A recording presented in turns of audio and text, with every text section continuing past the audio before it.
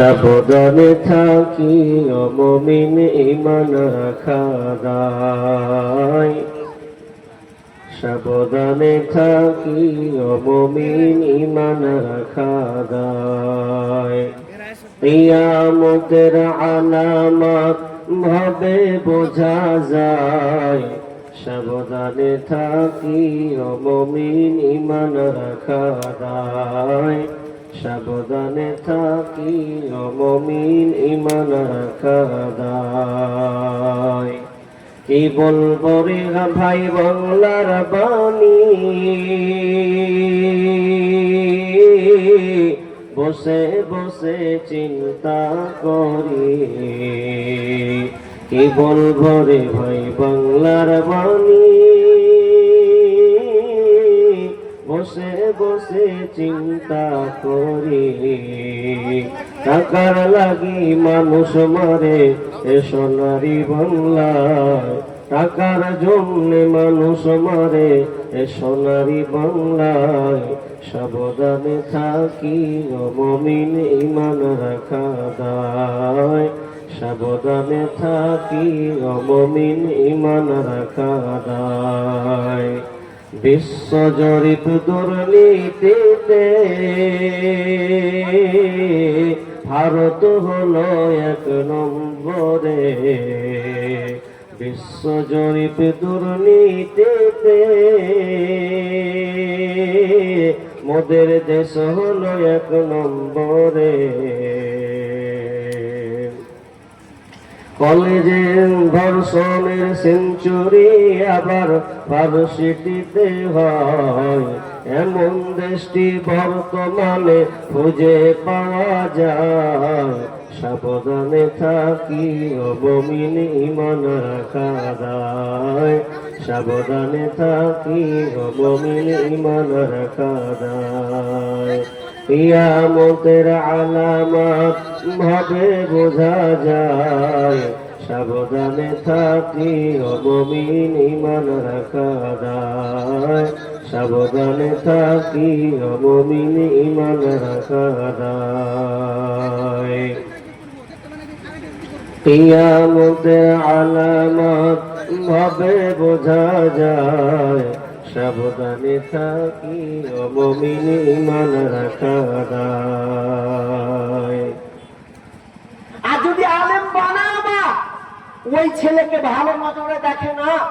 একটা ছেলে ভালো লয়ার নিয়ে পড়াশোনা করছে, 2টা ছেলে একটা মাদ্রাসায় একটা স্কুলে।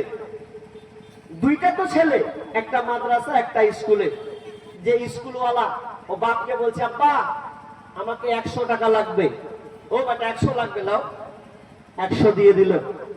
যে ছেলেটা মাদ্রাসায় পড়ে বলছে, আব্বা আমাকে 50 টাকা দাও, আমারও দরকার আছে। তখন ও বলছে, তুই 50 টাকা কি করবি? তুই মাদ্রাসা তো 3 বেলা খেতে পারিস, তুই টাকা ফের কি করবি? ফালতু খরচ হবে। দেখেন মানসিকতা কেমন। দেখেন একটা ছেলেকে 100 টাকা দিল, দ্বিধাবোধ হলো না। আর আরেকটা ছেলে 50 টাকা চাইলে, তুই কি করবি? থাক, দিতে হবে। শুধু তাই নয়, আজকে একটা ছেলেকে যখন মাধ্যমিক পরীক্ষা দেয়, তো মাধ্যমিক পরীক্ষা দিতে গেলে ওকে টিউশনি লাগে, প্রাইভেট লাগে। ওই প্রাইভেট দিতে গিয়ে একটা মাস্টারকে 500 টাকা দিতেছে, কোনো কষ্টবোধ মনে করে না। কিন্তু একটা ছেলেকে যখন মসজিদে যায়, একটা ইমাম একটা খতিব যখন একটা সন্তানকে পড়ায়, তখন যদি বলা হয়, মাওলানা আমার ছেলেকে আপনি কোরআন শিক্ষা দিবেন, কত টাকা নেবেন বলেন?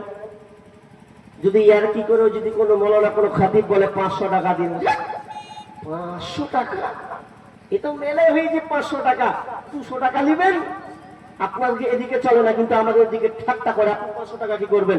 অথচ ছেলে একটা মাধ্যমিক দিকে ওকে 500 টাকা দিতে দ্বিধাবোধ মনে করবে না, কিন্তু একটা খতিবকে 200 টাকা দিতে তার একটা চুলকানি লাগছে। ওই জন্য ওটাই বিশ্বনবী বলেছেন, আইয়ুরফাল ইলম, বিদ্যা উঠে যাবে, ওয়ায়াকসুরুল জাহাল। এই দিনেই আদম আলাইহিস সালামকে প্রেরণ করা হয়েছে, তৈরি করা হয়েছে। এই দিনেই আদম আলাইহিস সালামের দুয়াকে কবুল করা হয়েছে। এই দিনেই আদম আলাইহিস সালামকে জান্নাত থেকে বহিষ্কার করা হয়েছে। এই দিনেই আদম আলাইহিস সালাম মৃত্যুবরণ করেছেন। আর এই দিনেই যখন শুক্রবার জুমার দিন আসবে সেই দিনেই কিয়ামত সংঘটিত হবে। এই জন্য বিষ্ণু বলছেন যখন শুক্র জুমাবার দিন আসে সেই দিন পৃথিবীতে যত মানুষ এবং জিন ছাড়া পৃথিবীতে যত পশু পক্ষী আছে সবাই কান্না করে, তারা কান্নার রোল বইয়ে দেয়, এতটা কান্না করে যখন জুমার দিন আসে। আর আজকে আমরা মুসলমান, জুমার দিন যদি আসে বা তাহলে আমাদের মধ্যে ভয় বিরাজ করে না, আমাদের মধ্যে ভয় ভীত সন্তুষ্ট কাজ করে না, আমরা দুনিয়ার মাতুয়ালার মধ্যে পড়ে আছি। পৃথিবী যখন ধ্বংস হবে সেই দিন হবে শুক্রবার, জুমাবারের দিন। जितने भी जलसे के कार्यकर्ता हैं उनसे निवेदन है कि कृपया जाके आप खाना खाएं। जितने भी जलसे के रजाकार और कार्यकर्ता हैं वो आप जाके खाना खा लीजिए। তো পৃথিবী তাহলে কখন ধ্বংস হবে? জুমার দিন। বাংলার কাছে, কিন্তু কোন দিন হবে এই গানটা কারো কাছে নাই। বিশ্বনবীকে অনেক মানুষ এসে বিশ্বনবীকে জিজ্ঞাসা করা হলো, ও দয়ার নবী গো, পৃথিবী কখন ধ্বংস হবে, কিয়ামত কখন কায়েম হবে, এটা আপনি আমাদেরকে বলে দেন।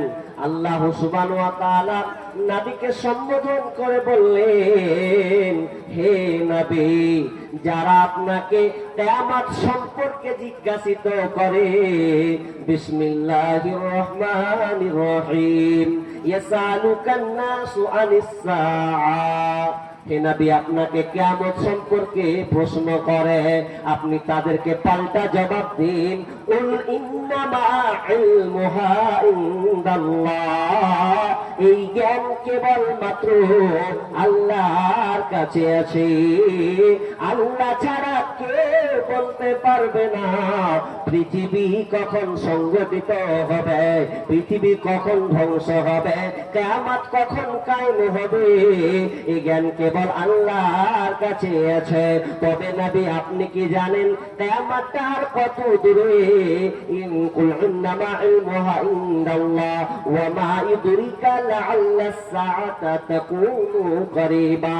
তবে নবী, আপনি জেনে নিন কিয়ামত খুবই সন্নিকটে, খুব তাড়াতাড়ি চলে এসেছে, কিয়ামতটা হতে আর বেশি দিন নয়।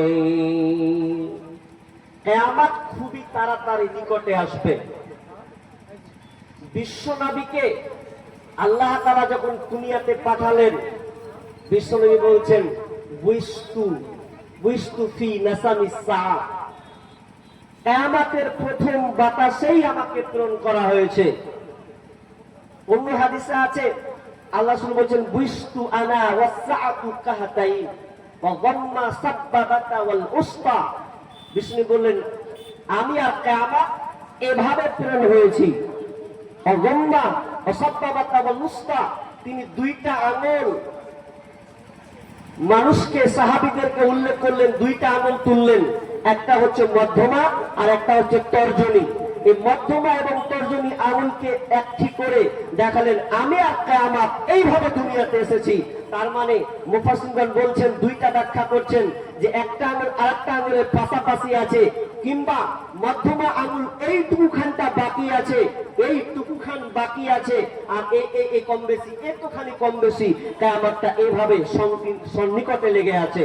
তাহলে নবী আসা এটাও একটা কিয়ামতের আলামত। এবার আমি ওটা ব্যাখ্যা করব না, আমি সরাসরি হাদিসের দিকে চলে যাই। কিতাবুল ফিতান, বুখারীর রাওয়াতে একটা হাদিস আছে, সেখানে হুযায়ফা রাদিয়াল্লাহু তাআলা আনহু তিনি বর্ণনা করছেন যে লোকেরা নবীকে জিজ্ঞাসা করত মঙ্গল সম্পর্কে, নবীরা সাহাবীরা নবীকে অমঙ্গল সম্পর্কে জিজ্ঞাসা করত, কিন্তু আমি জিজ্ঞাসা করতাম, ওয়া কুনতু আসআলুহু, আমি নবীকে জিজ্ঞাসা করতাম হে নবী, আমি নবীকে জিজ্ঞাসা করতাম অমঙ্গল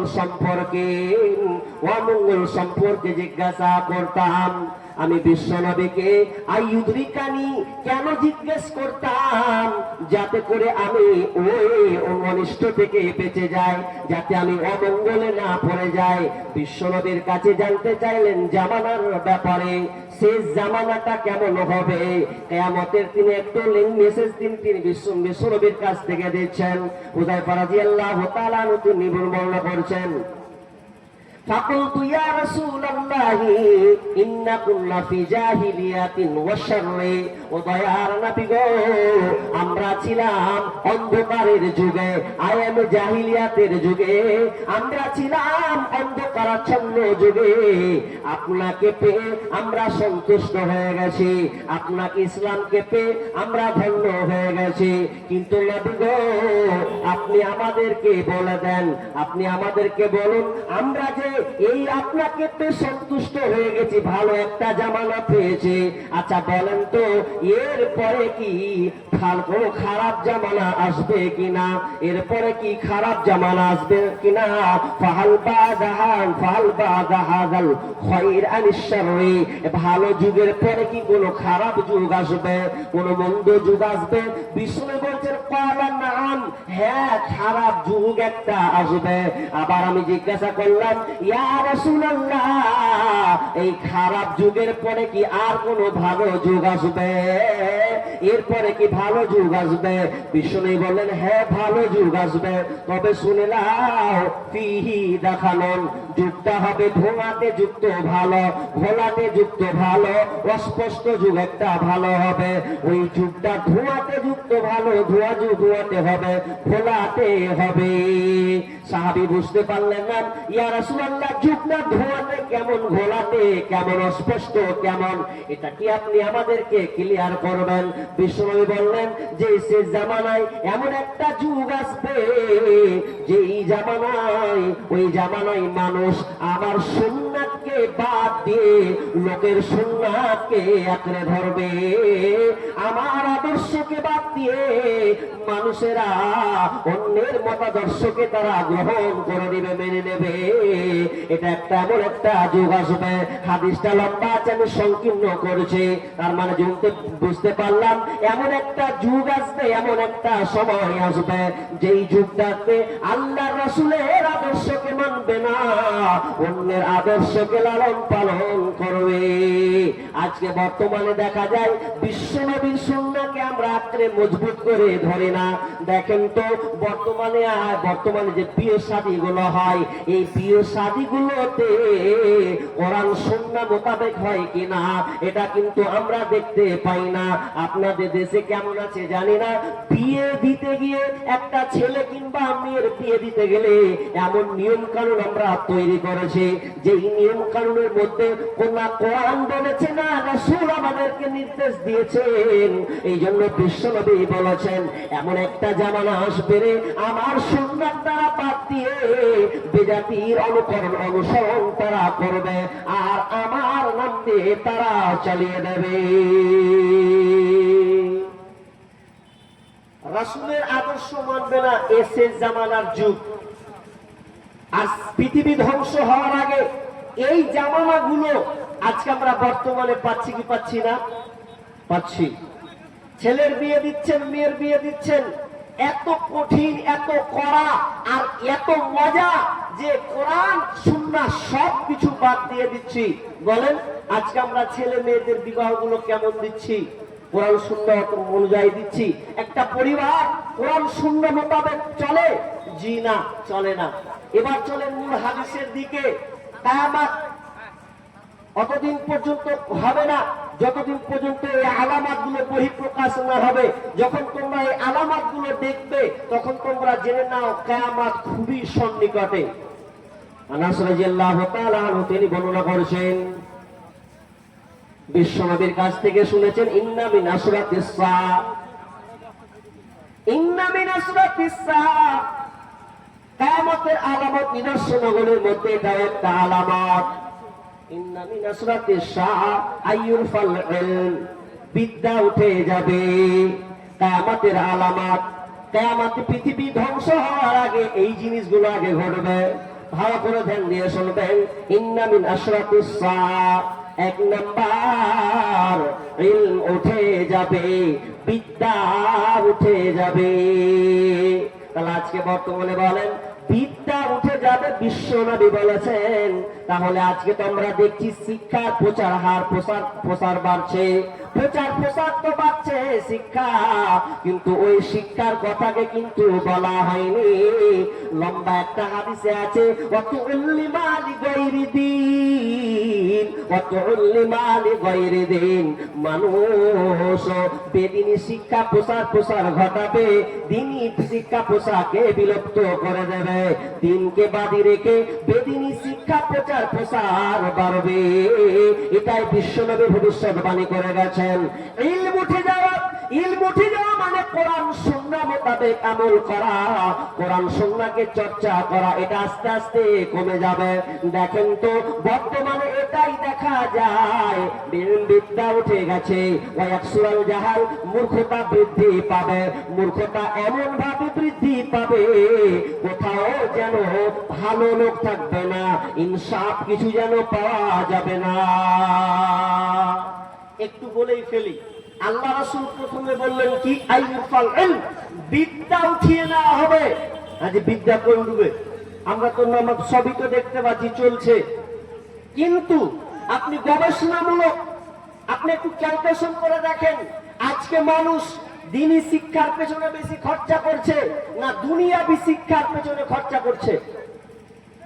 মানুষ দুনিয়াবি শিক্ষার পেছনে খরচা করছে।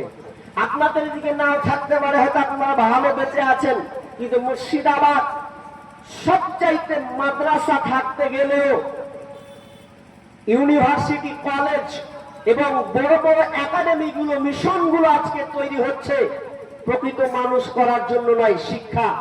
আজকে বর্তমানে শিক্ষা এমন ভাবে মানে প্রচার হচ্ছে, বিস্তার লাভ করছে কিভাবে, যে একটা আলেম মৌলবি যে বানাবে একটা মানুষকে, চারটা বেটা আছে, ওই চারটা বেটার মধ্যে খালি শুধু গবেষণা করছে, একটা মাস্টার বানাবো, একটা ডাক্তার বানাবো, একটা ইঞ্জিনিয়ার বানাবো, একটা উকিল বানাবো। মুখ দিয়ে একবারও বের করে যে একটা আলেম বানাবো। মূর্খতা বৃদ্ধি পাবে, ওয়ায়াকসুরাজ জিনা, জিনা ব্যভিচার বেড়ে যাবে।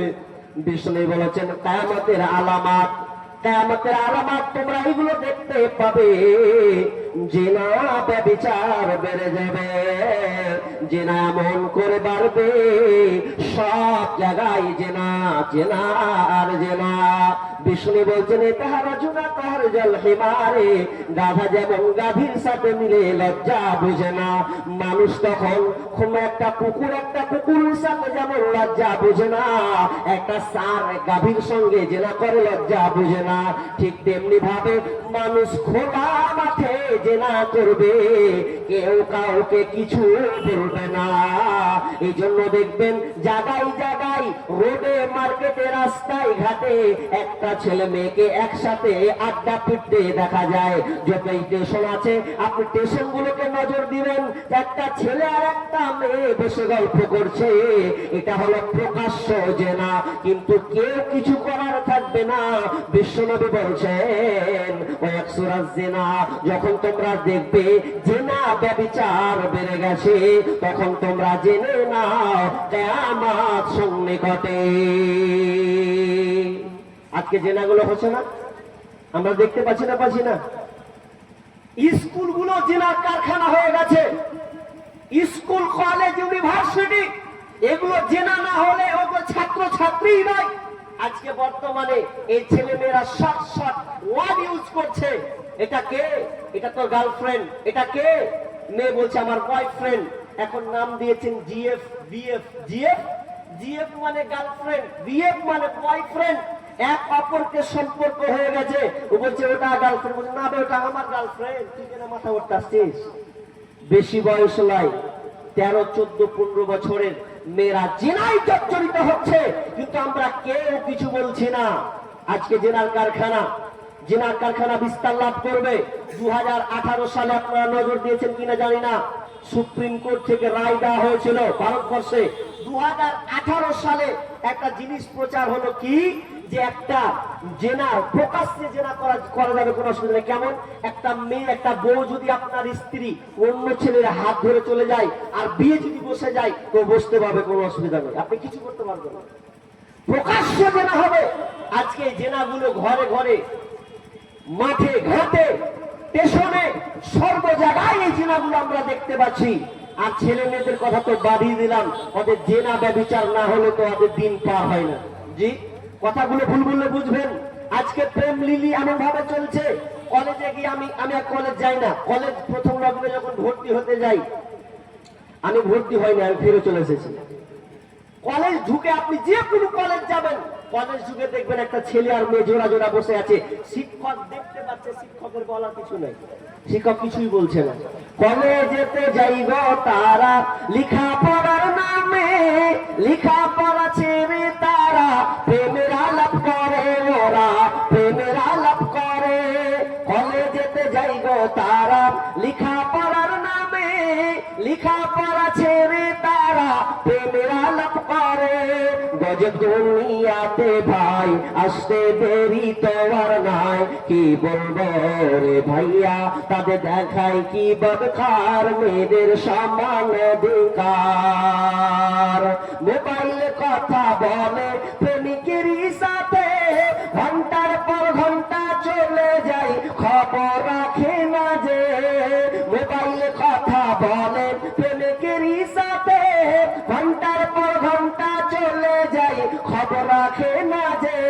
এদের মা বাবার খবর নাই, এসব কি করতেছে ভাই, কি বলবো রে ভাইয়া তাদের দেখায় কি বদকার, মেয়েদের সমান অধিকার, মেয়েদের সমান অধিকার। মেয়েরা করে হাট বাজার, দেখায় ফ্যাশন, ও ভাইয়া তাদের দেখায় কি বদকার, মেয়েদের সমান অধিকার। বিষ্ণু বলছেন জিনা, জিনা ব্যভিচার বেড়ে যাবে। এমন ভাবে জিনা ব্যভিচার আজকে বর্তমানে বেড়েছে। আপনার মেয়ের হাতে মোবাইল আছে। একজন দার্শনিক তিনি ফেসবুকে পোস্ট করে তিনি উল্লেখ করেছেন, কোন বাপ মা কোন গার্জেন যদি একটা মেয়েকে মোবাইল হাতে ধরিয়ে দেয়, কথাটা দামির সঙ্গে শুনবেন, এটা আমার কথায় নকল করছি। একজন বুদ্ধিজীবী পোস্ট করেছেন, তিনি বলছেন কোন বাপ মা যদি একটা মেয়েকে মোবাইল ধরিয়ে দেয়, তাহলে ওই বাপ মা জেনে রাখো ওই মেয়ের জন্য, ওই মেয়ের জন্য, ওই বাপ মা মেয়ের জন্য পর পুরুষের জায়গা করে দিল। এটা আমার কথা নয়, আমি কথাটা পড়ে অবাক হয়ে গেলাম। তিনি বলছেন কোন বাপ মা যদি একটা মেয়েকে মোবাইল ধরিয়ে দেয়, তাহলে ওই বাপ মা নিশ্চিত থেকে যাক ওই বাপ মা মেয়ের জন্য পর পুরুষের জায়গা করে দিল। কথাটা কত হাত, কত দামি।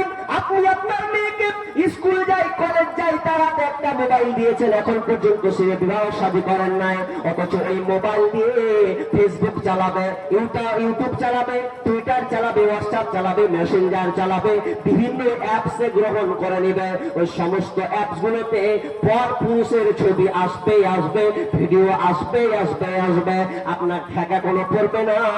আপনি সারা রাত ঘুমিয়ে থাকলেও, ওই মেয়েটা কোথাও না গেলেও, মেয়েটা ঘরে বসে বসে ভেতরে ভেতরে একটা ছেলের সঙ্গে কানেক্ট হয়ে যাবে, সম্পর্ক হয়ে যাবে, সেদিন আপনি ঠেকাতে পারবেন না।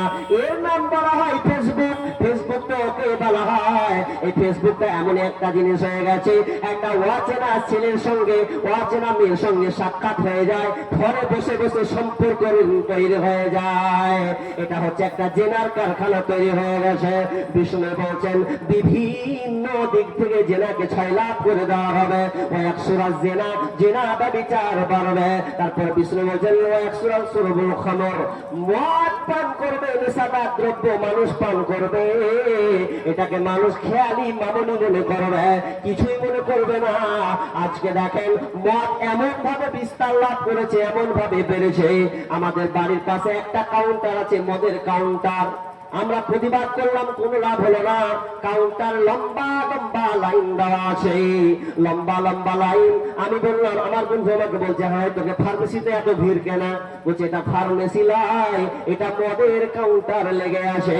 500, 100, 400, 500 পর্যন্ত লাইন আছে, ওপেন লাইন হয়ে আছে।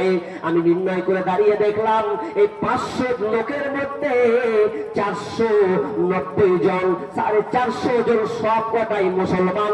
যদি হিন্দু কোনো হয় তাহলে 500 জনের মধ্যে 40টা বের হবে, বাকি সব কটা মুসলমান। মানে মদকে এমন ভাবে মনে করেছেন, মামুলি মনে করে নিয়েছে, কিন্তু মদ হলো হারাম হারাম হারাম হারাম। বিষ্ণু বলছেন ও একসুরা সুবুল খমর, যখন মানুষ মদ পান করবে, প্রহার হারে মদ বিস্তার লাভ করবে, তখন তোমরা জেনে নাও কিয়ামত সন্নিকটে। ওয়ায়াকসুরান নিসা ওয়ায়াকিল্লার রিজাল, পুরুষের সংখ্যা কমে যাবে, পুরুষের সংখ্যা কমে যাবে। ওয়ায়াকসুরান নিসা, মেয়েদের সংখ্যা বৃদ্ধি পাবে। এমন ভাবে মেয়ে বাড়বে। আজকে বর্তমানে দেখেন বাজারে যদি আপনি যান, আপনি দেখবেন মেয়ে আর মেয়ে, সয়লাভ মেয়েদেরকে যেন বেশি দেখা যায়। শুধু তাই নয়, আপনি যদি বাসে ওঠেন, ট্রেনে ওঠেন, আপনি গবেষণা করবেন, দেখবেন মেয়ে বেশি। তাহলে সব জায়গায় মেয়ে হয়ে যাবে বেশি। মেয়েদের সংখ্যা বেশি হয়ে যাবে এবং এমন ভাবে বৃদ্ধি পাবে,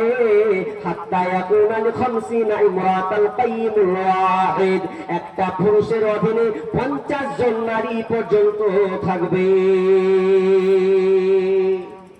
পুরুষের সংখ্যা কমে যাবে, নারীদের সংখ্যা বেশি হয়ে যাবে এবং সর্ব জায়গায় মেয়েরা দখল করবে। দেখেন আজকে আপনি অফিস গুলো বলেন, আপনি ঘাট বলেন, দোকানপাট বলেন, ব্যবসায় বলেন, সর্ব জায়গায় নারী আর নারীর ফেতনা। আপনি কোথায় যাবেন? স্টেশন যাবেন, তাও নারী। একটা দোকানে আপনি চা খাবেন, প্রায় অনেক দোকানে, আপনাদের দিকে আছে কিনা জানি না, আপনি বিভিন্ন শহরগুলোতে দেখবেন মেয়েরা ব্যবসা করছে, আছে না নাই? আছে না নাই? মেয়েরা চা বিক্রি করছে না, করে না? আছে না? এগুলো সব কিয়ামতের আলামত, ওপেন, এগুলো দেখা যাবে। কিয়ামতের আলামত এসে গেছে, তাই তো ঘরের নারী রাস্তায় নেমেছে। কিয়ামতের আলামত এসে গেছে, তাই তো ঘরের নারী রাস্তায় নেমেছে। ওরে হাট বাজারে কথা বলে মাছওয়ালার সাথে, স্বামী তাহার দাঁড়িয়ে আছে ব্যাগটা নিয়ে হাতে। ওরে মাছ বাজারে কথা বলে মাছওয়ালার সাথে, স্বামী তাহার দাঁড়িয়ে আছে ব্যাগটা নিয়ে হাতে। আর স্বামী নিলেন মাছটা টেনে, স্ত্রী দেয় টাকা গুনে। স্বামী নিলেন মাছটা টেনে, স্ত্রী দেয় টাকা গুনে। স্বামী স্ত্রীর যেন সেবক হয়েছে। কিয়ামতের আলামত এসে গেছে, তাই তো ঘরের নারী রাস্তায় নেমেছে। কিয়ামতের আলামত এসে গেছে, তাই তো ঘরের নারী রাস্তায় নেমেছে। ওরে বরখা পরা বরখা ছাড়া হাট বাজারে ঘরে তারা। ওরে বরখা পরা বরখা ছাড়া হাট বাজারে ঘরে তারা। কেউ বা আবার বরখা পরে বুকুটাই ফিট করে রেখেছে। কিয়ামতের আলামত এসে গেছে, তাই তো ঘরের নারী রাস্তায় নেমেছে। ওরে হাট বাজারে মার্কেটে যান, দেখবে শুধু নারী। কেউ বা আবার সেজে কুজে করছে দোকানদারি। ওরে হাট বাজারে মার্কেটে যান, দেখবে শুধু নারী। কেউ বা আবার সেজে কুজে করছে দোকানদারি।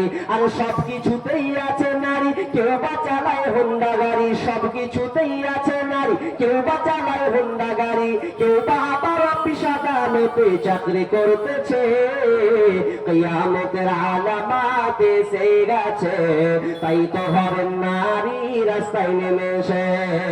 কিয়ামতের আলামত এসে গেছে, তাই তো ঘরের নারী রাস্তায় নেমেছে। ওরে নারী রূপে নারী বসাই কলঙ্কের দাগ, কারণ তারা চলতে চাই সমান করে ভাগ। আর স্বামীর কথা শুনবো না, বদ্ধ ঘরে থাকবো না। ইসলামের কথা মানবো না, বদ্ধ ঘরে থাকবো না। তাই তো বুবু চলতে গিয়ে রাস্তায় ধর্ষিতা হয়ে এসেছে, কিয়ামতের আলামত এসে গেছে, তাই তো ঘরের নারী রাস্তায় নেমেছে।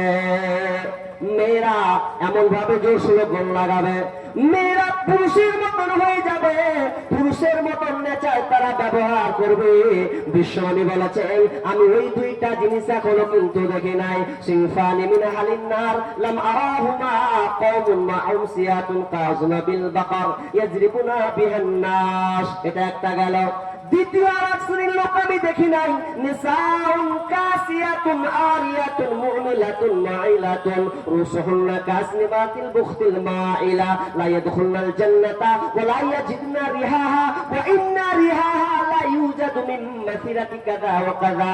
বিশ্বনবী বলছেন, আমি দুই শ্রেণীর লোককে এখনো দেখি নাই। তার মধ্যে এক শ্রেণীর লোক হলো ওরা যারা মানুষকে প্রহার করবে, গরুর লেজের মতন চাবুক থাকবে তাদের হাতে, আর ওই চাবুক দিয়ে তারা নির্দোষীকে মারবে। তারা যারা নির্দোষ তাদেরকে তারা নির্যাতন করবে, তাদেরকে প্রহার করবে। এক নম্বর কি বললেন? এক শ্রেণীর নেতা বের হবে, তাদের হাতে গরুর লেজের মতন একটা হাতে চাবুক থাকবে, ওই চাবুক দিয়ে মানুষকে প্রহার করবে, একটা নির্দোষী লোককে তারা আক্রমণ করবে। আজকে বর্তমানে দেখা যায় নির্দোষীদের উপর আক্রমণ করা হচ্ছে, অ্যাটাক করা হচ্ছে। কোন লোক যদি কোনো ভালো কথা বলে, ন্যায়ের কথা বলে, তার কথা যদি বিরুদ্ধে চলে যায়, তাহলে তাকে হত্যা করা হয়, তাকে মারা হয়, জেলে পচিয়ে দেওয়া হয়। এটা এখন বর্তমানে ঘটছে কি ঘটে না? এগুলো এখন বর্তমানে ঘটছে। আল্লাহ রাসূল বলেছেন, লা তাকুমুস সাআহ হাত্তা ইয়াকতুরা ফিকুমুল হক। ক্বালাল হারজু ইয়া রাসূলুল্লাহ। আমাল হারজু ইয়া রাসূলুল্লাহ। আল্লাহ রাসূল বললেন, ক্বালাল হারজ, হারজ বেড়ে যাবে। সাহাবীরা বললেন, আল্লাহ রাসূল বলেছেন, অতক্ষণ পর্যন্ত কিয়ামত হবে না যতক্ষণ পর্যন্ত হারজ না বাড়বে। সাহাবীরা বললেন, আল্লাহ রাসূল হারজ কি? আল্লাহ রাসূল বললেন, ক্বালাল কাতল, আল কাতল, হত্যা বেড়ে যাবে, এমন ভাবে হত্যা বাড়বে, এমন ভাবে হত্যা বাড়বে। বিভিন্ন রাত আছে, আবু মুসা থেকে হাদিসটা আছে, আবু হুরায়রা থেকে আর কয়েকটা হাদিস আছে, যে হত্যা এমন ভাবে বাড়বে যে বাড়তে বাড়তে বাড়তে বাড়তে নিজের আত্মীয় পর্যন্ত মারবে। এক হাদিসে আছে যে আল্লাহ রাসূল যে খুন খারাপি বাড়বে, তো আমরা খুন খারাপি করতে আমরা তো কাফের মুশরিকদেরকে আমরা হত্যা করছি। বলছে ওই হত্যা নয়, হত্যা এমন হবে যে তুমি এমন ভাবে নিজের আত্মীয়কে হত্যা করবে, নিজের পরিবারকে মারবে, নিজের চাচাকে প্রহার করবে, নিজের আত্মীয়কে সে হত্যা করে দিবে। সাহাবীরা বললেন, বিবেক মানুষ কি থাকবে না? বলছে না, বিবেক মানুষ থাকবে না, সব বোকা ইতর শ্রেণীর লোক বসবাস থাকবে। যারা হাতে দায়িত্ব পাবে ওরা হবে ইতর শ্রেণীর লা তাকুমুস সাআহ হাত্তা ইয়াকুনা আসআদুন নাসি বিদ দুনিয়া লোকা ইবনু লোকা। অতদিন পর্যন্ত কিয়ামত হবে না যতদিন পর্যন্ত ইতরের বাচ্চা ইতর, নিম্ন শ্রেণীর লোক যতদিন পর্যন্ত নেতৃত্ব না দিচ্ছে ততদিন পর্যন্ত কিয়ামত সংঘটিত হবে না। এটা আমি লম্বা করছি না। নাম্বার দুই নম্বর একটা শ্রেণীর মানুষ আমি তাদেরকে দেখিনি, সেটা কি? নিশাউন, কাপড় পরে থাকবে, নিসাউন কাসিয়াতুন আরিয়াতুন মুমিলাতুন মাইলাতুন। ওই মেয়েরা কাপড় পরবে, অর্ধ পোশাক তারা পরবে, এমন তারা পোশাক পরবে যে পোশাকটা পরে থাকাও পোশাক পরে থাকা নয়, এমন ধরনের তারা পোশাক পরবে, আর ওই পোশাকটা পরে পুরুষদেরকে আকৃষ্ট করবে, আর মেয়েরাও পুরুষের দিকে আকৃষ্ট হয়ে যাবে। বিশ্বনবী বললেন, এমন একটা জামানা আসবে রে, যে জামানার মেয়েরা এমন ধরনের পোশাক তারা পরবে, টাইট পোশাক, যে পোশাকটা বাংলাদেশ না গেলেও বর্ডার থেকে, ইন্ডিয়া বর্ডার থেকে বাংলাদেশ কিন্তু দেখা যায় ঢুকানা জায়গা, কিন্তু বাংলাদেশ ভারত থেকে বাংলাদেশ বর্ডার দেখা যায়, পার ওপার দেখা যায়। ঠিক তেমনি ভাবে ওই ধরনের নারীরা এমন একটা পোশাক পরবে, তাদের গোপন তরঙ্গ তারা বহি প্রকাশ করে দেবে, পাবলিসিটি করে দেবে। এই সময়টা এমন সংকীর্ণ, মেয়েরা এমন ভাবে পোশাক পরবে, টাইট পোশাক, যেই পোশাকে পরার কারণে পুরুষরা আকৃষ্ট হয়ে যাবে। আজকে পোশাক নারীরা এমন ভাবে করছে, আমি তো বাজারের কথা বাদ দিলাম, আপনার ঘরের কথা বলছি, আপনার স্ত্রীর কথা বলছি, আপনার বোনের কথা বলছি। আপনার বিবিকে আপনি বিয়ে করে নিয়ে এসেছেন, তাকে আপনি পোশাক দিচ্ছেন কেমন, একটা শাড়ি পরাচ্ছেন, ছোট ব্লাউজ পরাচ্ছেন। আপনার শিক্ষিত সুধীমণ্ডলী বসে আছেন, বলুন তো আপনার স্ত্রীটা যে হাফ ব্লাউজ পরে আছে, হালাল হারাম ও আপনি বাদ দেন, আপনার বিবেককে আগে ধরাই করেন, বিবেকের কাছে আগে প্রশ্ন করুন। আপনার বিবি যে ছোট ব্লাউজটা পরে আছে, আচ্ছা রান্না করার সময় পিঠ উদান হয় না, দেখা যায় না, পেট উদান হয় না? আপনি তো দেখতে পাচ্ছেন, আর আপনি তো নিজেই প্রমাণ আছেন। আপনি অন্য কোন মেয়ের দিকে তাকালে, আপনি বাড়ির দিকে দেখেন তার কাপড় কোন দিকে সরে চলে যায়, কিন্তু ওই পোশাকটা হলো ছোট পোশাক। আপনার বিবিকে কন্ট্রোল করতে হবে। আমি বলিনি শাড়ি পরা হারাম, আমি বলিনি আপনার স্ত্রীর জন্য ব্লাউজ পরা হারাম, তবে যতটুকু ঢাকতে বলা হয়েছে সংজ্ঞা, ততটুকু আপনাকে ঢাকতে হবে। এই পোশাক আজকে এমন ভাবে বহিঃপ্রকাশ হয়েছে, স্টাইলের ঢং। আমি এখন মসজিদ ছেড়ে দিয়েছি, প্রায় 5 বছর আগে তার মসজিদে থাকতাম।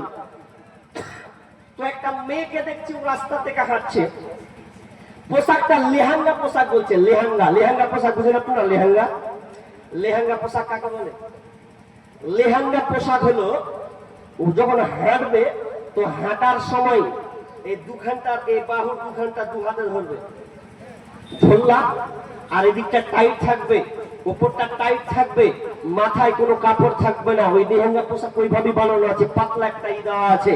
তো আমি দেখছি একটা মেয়েকে এমন ভাবে ও হাঁটছে, লেহেঙ্গা পোশাক, কালো পোশাক পরে আছে, এইদিকে একটা হাত, একটা আঙুল, ওর হাঁটা দেখতে বলছি আপনাকে, আর একটা এইদিকে আঙুল ধরে ও হাঁটছে, কোমর খানকে এরকম এরকম করে করে ও হাঁটছে।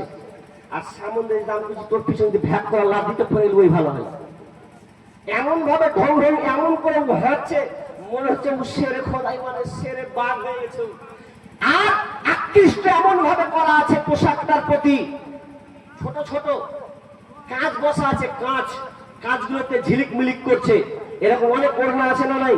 ওই ওড়নাকে বাদ দিতে হবে, ও ওড়না মেয়েদের জন্য পাওয়া যায় না। যেটা ছোট ছোট কাঁচ দিয়ে আকৃষ্ট করা হচ্ছে, ঝলমল করা হচ্ছে, যাতে আকৃষ্ট হয়, দেখে, এগুলো থেকে বিরত থাকতে হবে। আজকে পোশাকগুলো টাইট ফিট হয়ে গেছে। জি না, বিশ্বনবী কি বললেন? যে কাপড় পরবে এবং তারা উটের নাই, উটের কুজের মতন তারা চুলকে খোপা বাঁধবে। দেখবেন মিলাবেন হাদিসের সঙ্গে, অনেক মেয়ে আছে মাথার খোপ বাঁধে, এদিকটা উঁচা থাকে কি থাকে না, উটের কুজে নাই করা থাকবে। এটা হলো, ও নারী, কোন নারী তোমাকে বলছি শোনো, বিশ্বনবী বলেছেন আমি দেখিনি ওই 2 শ্রেণীর লোক, তার মধ্যে একটা হলো যেই নারীরা টাইট ফিট পোশাক পরে, অর্ধ ব্লাউজ তারা পরে, অর্ধ নাঙ্গা তারা পোশাক পরে পরপুরুষকে আকৃষ্ট করে এবং চুলের ভেনিটাকে উটের কুজের মতন করে উঁচু করে নেয়, খোপা বেঁধে রাখে। এটা হলো শেষ জামানা। তিনি এটা মেসেজ দিয়ে গেছেন, শেষ জামানার মেয়েরা এটা করবে। রসুল্লাহ কাসিমাতিল বুখতিল মাইলা লা ইয়াদখুলুল জান্নাতা, ওই মেয়েরা কোনদিন জান্নাতে যাবে না। যেই মেয়েরা চুলের খোপা বেঁধে থাকবে, চুলের উপর নাই কুজের মতন বাঁধবে, ওই মেয়েটা লা ইয়াদখুলুল জান্নাতা, ওই মেয়েরা জান্নাতে যাবে না। ওয়ালা ইয়াজিদনা রিহাহা ওয়া ইন্না রিহাহা লা ইউজাদু মিন মাসিরাতি কাদা ওয়া কাদা। অথচ ওই জান্নাতের সেন পাওয়া যায়, কিন্তু সেন অনেক দূর থেকে জান্নাতের সেন পাওয়া যাবে। আর সেন্টের সেন জান্নাতে তো যাবে না, জান্নাতের খুশবু সেন্ট ওই নারীরা পাবে না। যেই নারীরা নিজে আব্রুকে পাবলিকের সামনে ওপেন করে দেয়, তাই ফিট পোশাক করে ঘুরে বেড়ায়, ওই নারীরা কোনোদিন জান্নাতে যাবে না। সাবধানে থাকি ও নারী পর্দার আড়ালে, সাবধানে থাকি ও মা বোন পর্দার আড়ালে। হাদিসে হারাম লিখে অন্য দেখিলে, সাবধানে থাকি ও মা বোন পর্দার আড়ালে। শোনো নারী কোরআনের বাণী, যে অনগো পর্দা সারি, সুপারিশ করবেন না নবী দায়ুষ হইলে। সাবধানে থাকি ও নারী পর্দার আড়ালে, সাবধানে থাকি গো মা বোন পর্দার আড়ালে। শর্ট কাটিংয়ের জামা পরে মুখে পায়ে আলতা মেখে, শর্ট কাটিংয়ের কাপড় পরে মুখে পায়ে আলতা মেখে, রূপের বাহার দেখিয়ে তারা রাস্তাতে ঘোরে, রূপের বাহার দেখিয়ে তারা মার্কেটে ঘোরে। সাবধানে থাকি ও মা বোন পর্দার আড়ালে, সাবধানে থাকি গো নারী পর্দার আড়ালে। হাদিসে হারাম বলে অন্য দেখিলে, সাবধানে থাকি ও মা বোন পর্দার আড়ালে। বিশ্বনবী বলেছেন আল মারআতু আওরাতুন ফাইদা খারাজাত ইস্তাসরাফাহা শাইতান। আল মারআতু আওরাতুন, মেয়ে নারী হলো ঢেকে রাখার বস্তু, ওদেরকে ঢেকে রাখতে হয়। নারী হলো ঢেকে রাখার জিনিস। ফাইদা খারাজাত ইস্তাসরাফাহা শাইতান, কিন্তু যখন সে বহি প্রকাশ করবে, ওই সৌন্দর্য, ওই তার লাবণ্য চেহারা যখন বহি প্রকাশ করবে, ইদা খারাজাত ইস্তাসরাফাহা শাইতান, বিষ্ণু বলছেন ওই সৌন্দর্যটা একটা পুরুষকে আকৃষ্ট করে দেয়। শয়তান তখন পুরুষের চোখে ওই নারীকে সুসজ্জিত করে দেখায়। যখন কোনো একটা নারী ওপেন বের হয়ে যায়, শয়তান ওই পরপুরুষের চোখে নারীটাকে সুসজ্জিত করে দেখায়।